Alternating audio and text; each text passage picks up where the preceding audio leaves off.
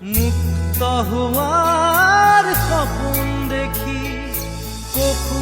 হোৱাত কিমান বাকী জীৱন দিয়াৰ ক্ষমতানো কাৰ জীৱন লোৱাৰ ক্ষমতা অপাৰ জন্ম লোৱাৰ অৰ্থ বিশাল অৰ্থ নৰল হ'ল মহাকাল